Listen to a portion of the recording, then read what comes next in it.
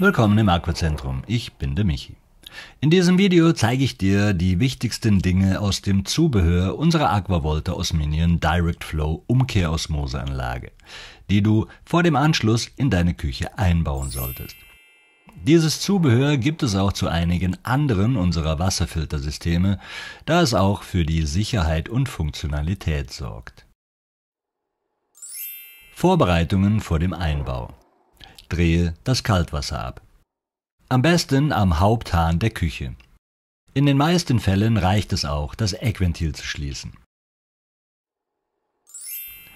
Du brauchst einen Eimer, Lappen, Gabelschlüssel oder Rollgabelschlüssel, Kreuzschlitzschraubendreher und etwas zum Kürzen von Kunststoffschläuchen, zum Beispiel eine Schere oder unser Schnippschnapptool.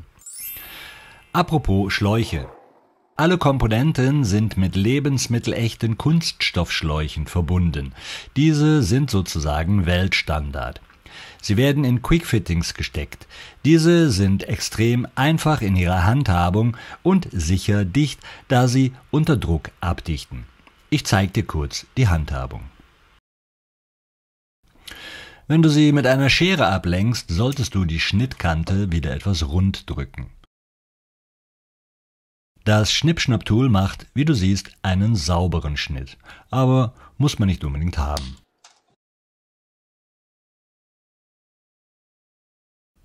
Den abgelenkten Schlauch kann ich jetzt bis zum Anschlag in das Quick-Fitting schieben. Und das war's schon. Die Verbindung ist fest und dicht. Ich ziehe mal mit voller Kraft daran. Du siehst, der Schlauch steckt fest. Und das ist druckdicht. Man kann jetzt hingehen und... Zur Sicherheit gegen unbeabsichtigtes Drücken des Schneidrings kann ich noch diese Sicherheitsclips einfügen. Dann kann man sie nicht aus Versehen runter machen, aber nein, muss nicht sein. Du musst allerdings schon sehr viel Kraft haben, um den Schneidring unter Druck nach unten zu drücken. Schau, schon ohne Wasserdruck ist es ziemlich fummelig, die Verbindung wieder zu lösen.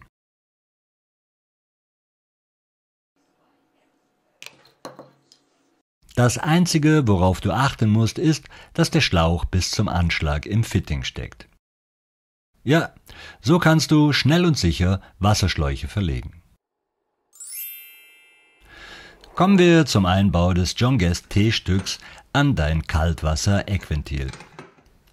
Mit einem passenden Gabelschlüssel, meistens Schlüsselweite 19 mm, löst du, nachdem du das Wasser abgedreht hast, den Schlauch oder das Rohr zu deinem Wasserhahn. Halte Eimer und Lappen bereit, um austretendes Wasser aufzufangen.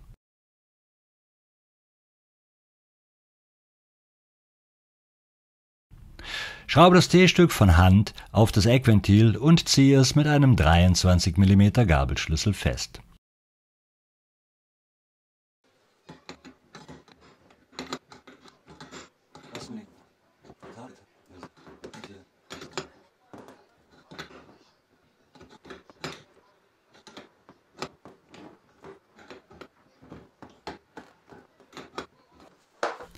Jetzt kannst du den Schlauch zum Wasserhahn oben auf das T-Stück schrauben.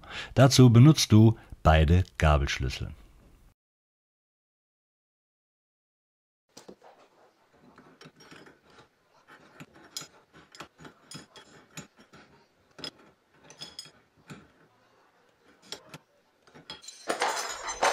Wichtig, achte darauf, dass die Dichtung in der Verschraubung ist. Die fällt gerne mal raus. Im John Guest T-Stück ist diese fest verbaut, also keine Sorge. Ich stecke noch einen Bogen in den Quick-Fitting-Ausgang des T-Stücks, damit der Schlauch direkt nach unten führt. Kann man machen, muss man aber nicht. Gut, in meinem Unterschrank sieht es jetzt so aus. Ich mache das John Guest T-Stück zu, damit kein Wasser rauskommt.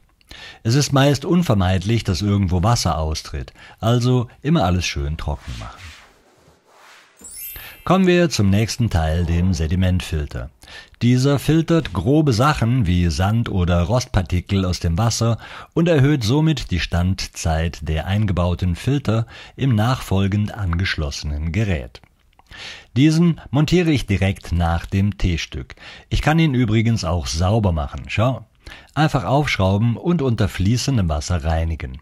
Bevor du das machst, musst du natürlich das Wasser abdrehen und den Druck vom Gerät ablassen. Aber ich baue ihn erst einmal ein.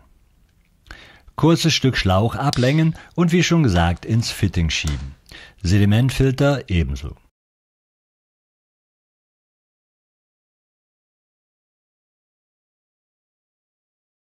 Beachte dabei, dass der Sedimentfilter eine Flussrichtung hat.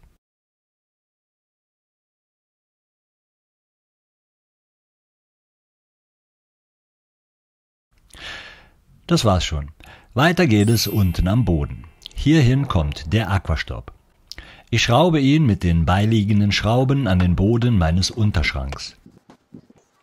Zum Verständnis, so funktioniert der Aquastop.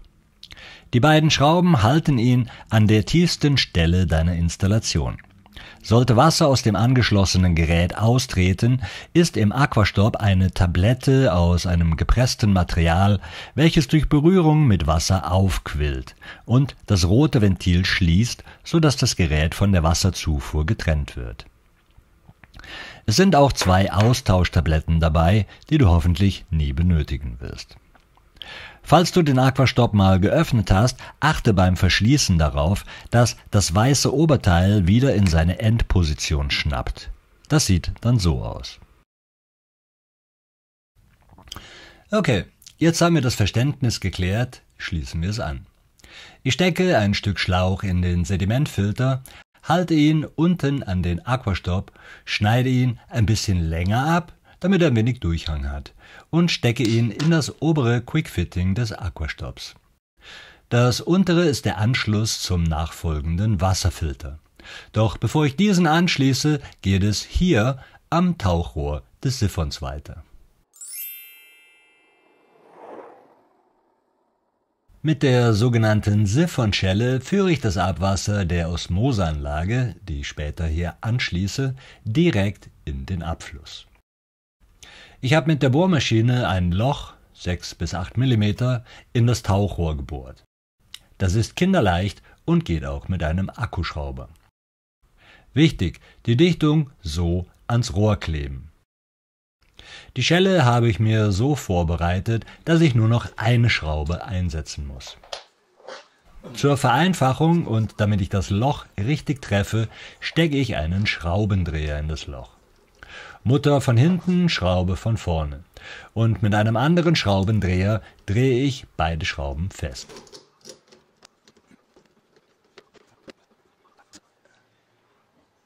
Sieht unsere Geschichte so aus. Tada! Siphonschelle montiert. Damit sind die wichtigsten Vorarbeiten eigentlich abgeschlossen. Ich habe durch das John Guest T-Stück eine Wasserversorgung für meinen Wasserfilter geschaffen, die ich zum Beispiel für einen Filterwechsel auch einfach absperren kann. Durch den rückspülbaren Sedimentfilter ist mein Wasserfilter vor groben Verunreinigungen geschützt, was die Filterstandzeit erhöht. Der Aquastop sperrt bei einer möglichen Leckage die Wasserzufuhr ab. Die meisten uns bekannten Fälle, in denen der Aquastop aktiv wurde, sind allerdings darauf zurückzuführen, dass bei der Installation ausgetretenes Wasser nicht aufgefangen wurde. Mithilfe der Siphonschelle kann mein Wasserfilter Abwasser direkt entsorgen. Als nächstes machen wir eine Nachmineralisierung. Diese Nachmineralisierung ist der Minerade H2 Shuttle pH Plus Filter. Dieser hebt den pH-Wert des Wassers auf ca. pH 9,5 und reichert es zusätzlich noch mit Wasserstoff an. Zur Montage schraube ich einfach die mitgelieferte Schelle an die Wand meines Unterschranks und klipse die Kartusche dort ein. Jetzt kann ich den Schlauch zu meinem Wasserhahn am Ausgang der Kartusche anschließen. Bitte beachte, dass die Minerade-Kartusche eine Flussrichtung hat. Ich verbinde den Schlauch mit einem Anschluss des 2-Wege-Wasserhahns, den ich hier eingebaut habe, damit ich 2 verschiedene Wassersorten bekommen kann. Was es mit den verschiedenen Wasserhähnen Einweg, 2-Wege, 3, 4 Wege auf sich hat, erkläre ich dir in einem anderen Video. Gut, Nun kennst du die verschiedenen Schritte, die notwendig sind, bevor du eine Osminion Direct Flow oder einen anderen Wasserfilter installieren kannst. Ich bin der Michi und du warst im Ackerzentrum. Trink viel Wasser und bleib gesund.